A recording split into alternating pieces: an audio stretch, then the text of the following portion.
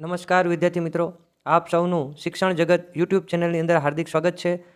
આજ રોજ ધોરણ 10 ગણિત વિષયની પ્રશ્ન બેંક નંબર 3 જાહેર કરવામાં આવી છે અને આ પ્રશ્ન બેંક ગુજરાત માધ્યમિક અને ઉચ્ચતર માધ્યમિક શિક્ષણ બોર્ડ ગાંધીનગર દ્વારા જાહેર કરવામાં આવી છે. તારીખની વાત કરીએ તો 26/9/2024 ના રોજ આ પ્રશ્ન બેંક જાહેર કરવામાં આવી છે.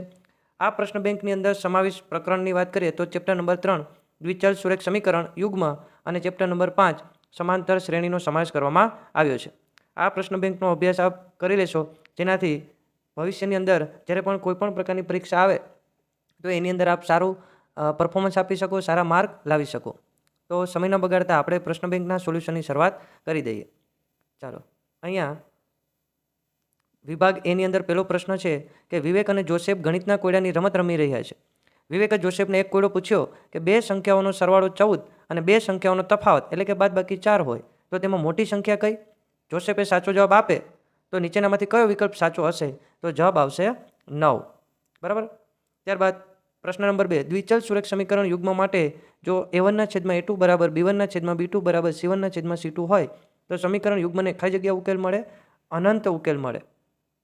પ્રશ્ન નંબર 3, દ્વિચલ સુરેખ સમીકરણ યુગ્મ 2x - 3y બરાબર 8 અને 4x - 6y બરાબર 9 ની આલેખાત્મક રજૂઆત કઈ જગ્યા મળે? તો અહીંયા આપણને સમાંતર રેખાઓ મળે છે. પ્રશ્ન નંબર 4, જે સમીકરણ યુગ્મનો ઉકેલ x બરાબર 2 અને y બરાબર -3 હોય તો તેવા સમીકરણ યુગ્મ કઈ જગ્યા છે? તો ઓપ્શન આવશે બી, 2x + 5y બરાબર -11, 4x + 10y બરાબર -22. ત્યારબાદ આગળ પ્રશ્ન નંબર 5, પિતાની ઉંમર તેના પુત્રની ઉંમર કરતાં 6 ગણી છે. જો 4 વર્ષ પછી પિતાની ઉંમર તેના પુત્રની ઉંમરથી 4 ગણી હશે તો પુત્રની અને પિતાની હાલની ઉંમર કેટલી હશે? તો કે 6 અને 36. બરાબર. કે પુત્રની ઉંમર 6 વર્ષ હશે અને પિતાની ઉંમર 36 વર્ષ હશે. ત્યારબાદ ત્યારબાદ ખાલી જગ્યાઓ આપેલી છે. પ્રશ્ન નંબર 1, સુરેખ સમીકરણ યુગ્મ 3x + 2ky બરાબર 2 અને 2x + 5y બરાબર 1 બરાબર 0 નો ઉકેલ ન મળે તો k બરાબર કઈ જગ્યા? તો k ની વેલ્યુ મળશે 15/4. બરાબર. ચાલો, ત્યારબાદ પ્રશ્ન નંબર 2, સુરેખ સમીકરણ યુગ્મ ax + 3y બરાબર 7 અને 2x + 6y બરાબર 14 ને અનંત ઉકેલ મળે તો એની વેલ્યુ કેટલી હશે? તો અહીંયા a બરાબર મળશે 1.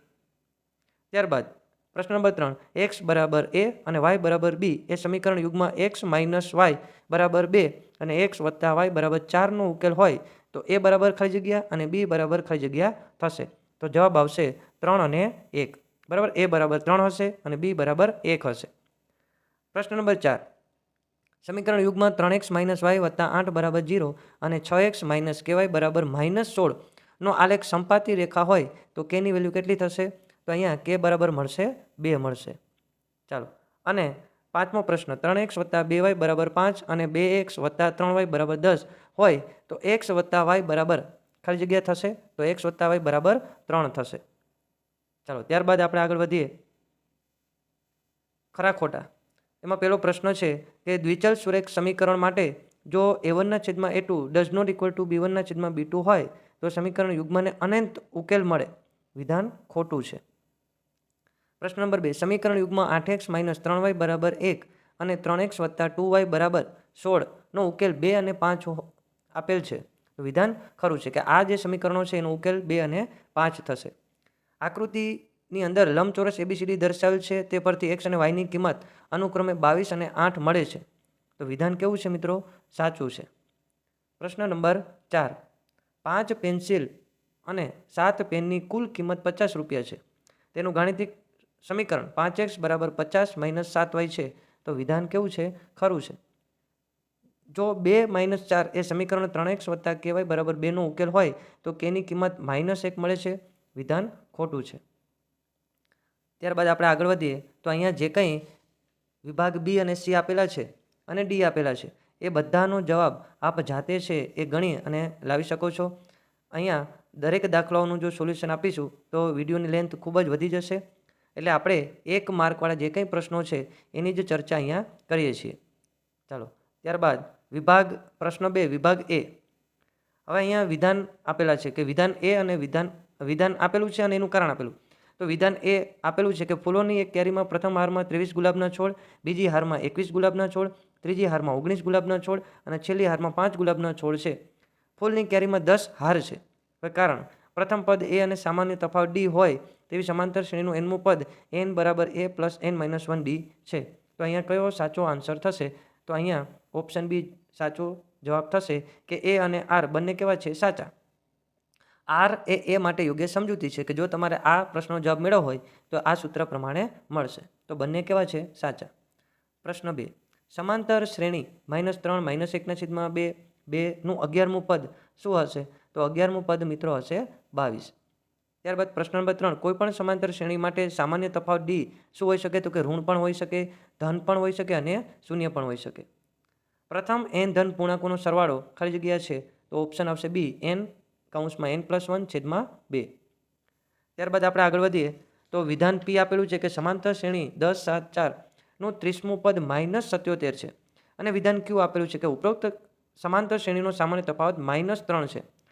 તો શું આ બંને વિધાનો સાચા, બંને વિધાનો ખોટા? અહીંયા ઓપ્શનો આપેલા છે, એમાં ઓપ્શન આવશે બી કે વિધાન પી અને ક્યુ બંને કેવા છે? સાચા. બરાબર, 7માંથી તમે 10ને દૂર કરો તો -3 આવે છે. વિધાન ખરું છે.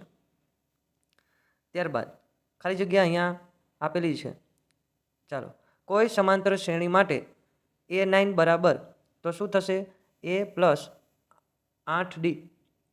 બીજો પ્રશ્ન, સમાંતર શ્રેણી -11, -8, -5 49નું 7મું પદ ખાલી જગ્યા છે તો 7મું પદ 7 જ આવશે. બરાબર, 7મું પદ મિત્રો શું આવશે? 7 જ આવશે.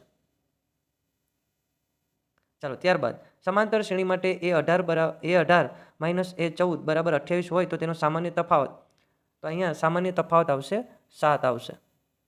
ત્યારબાદ નીચે આપેલ સમાંતર શ્રેણીમાંથી કઈ સમાંતર શ્રેણી નથી? તો અહીંયા જવાબ આવશે 2, 8, 16. 2 પછી બોક્સ આપેલું છે 26માં ખાલી ખાનામાં કઈ સંખ્યા મૂકવાથી સમાંતર શ્રેણી બને? તો અહીંયા ખાનાની અંદર મિત્રો 14 છે એ મૂકવા પડશે. ત્યારબાદ ખરા ખોટા આપેલા છે, જેમાં પેલો પ્રશ્ન છે કે તમારો હાલનો રોલ નંબર 5 વખત લખતા તે સમાંતર શ્રેણી બનતી નથી. તો વિધાન ખોટું છે. સમાંતર શ્રેણીના n પદોનો સરવાળો શોધવાનું સૂત્ર Sn બરાબર n/2 કૌંસમાં a પ્લસ n-1 × d છે. વિધાન ખોટું છે. સમાંતર શ્રેણીમાં પ્રથમ 7 પદોનો સરવાળો 49 અને 17 પદોનો સરવાળો 289 હોય તો 10 પદોનો સરવાળો 100 થાય. વિધાન સાચું છે. સમાંતર શ્રેણી 3, 8, 13ના 10 પદોનો સરવાળો -48 છે. વિધાન ખોટું છે. અને સમાંતર શ્રેણીનું nમું પદ શોધવાનું સૂત્ર an બરાબર a પ્લસ n-1 × d છે. વિધાન સાચું છે. ત્યારબાદ વિભાગ બી, સી અને ડી આ જે કંઈ પ્રશ્નો છે મિત્રો એ પ્રશ્નોના જવાબ આપ ચોપડીમાંથી શોધી અને જાતે ગણી શકશો. તો અહીંયા જે સપ્ટેમ્બર મહિનાની ગણિતની પ્રશ્ન બેંક આપેલી છે એ પ્રશ્ન બેંકનું સોલ્યુશન પૂર્ણ જાહેર થાય છે. જો આપને કોઈપણ પ્રકારનો પ્રશ્ન હોય તો જરૂરથી કોમેન્ટ બોક્સની અંદર કોમેન્ટ લખજો. ત્યાં સુધી રજા લઈશ. ફરી મળીશું નવા પ્રશ્ન બેંક સાથે. Thank you. જય હિન્દ, જય ભારત.